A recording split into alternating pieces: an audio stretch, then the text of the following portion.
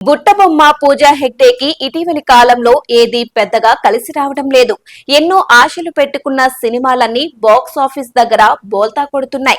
తెలుగులో అవకాశాలు కరువైన తమిళం, హిందీ భాషల్లో ఆఫర్స్ వస్తున్నాయిలే అనుకుంటే అక్కడ వరుస పరాజయాలు పలకరిస్తున్నాయి. పెద్ద స్టార్ హీరో పక్కన నటించినా హిట్టు మాత్రం దక్కడం లేదు.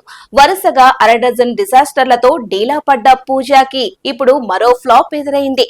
2021 డిసెంబర్ లో మోస్ట్ ఎలిజిబుల్ బ్యాచులర్ మూవీతో హిట్ కొట్టింది.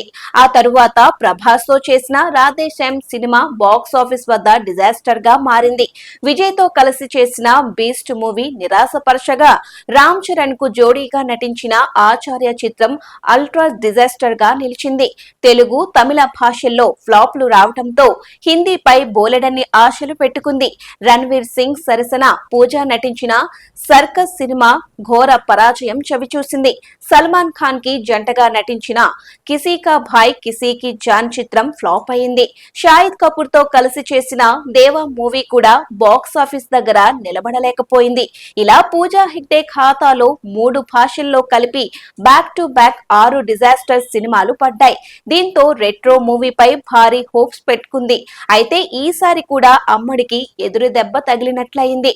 రెట్రో సినిమాలో పూజా రోల్ కి ప్రశంసలు దక్కుతున్నాయి. మిడిల్ క్లాస్ అమ్మాయిగా డీ గ్లామర్ లుక్ లో చాలా బాగా నటించిందని మెచ్చుకుంటున్నారు. కానీ కథలో విషయం లేకపోవడంతో ఆమె పాత్ర కూడా సైడ్ అయిపోయింది.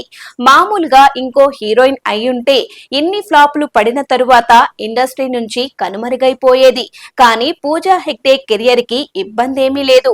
ఇప్పటికే ఆమె ఖాతాలో 4 ప్రాజెక్ట్స్ ఉన్నాయి. రజనీకాంత్, లోకేష్ కనకరాజ్ కాంబోలో తెరకెక్కుతున్న కూలీ సినిమాలో స్పెషల్ సాంగ్ చేసింది. జననాయకన్ మూవీలో విజయ్ పక్కన నటిస్తోంది. రాఘవ లారెన్స్ కాంచనా 4 కోసం పూజానే తీసుకున్నాడు.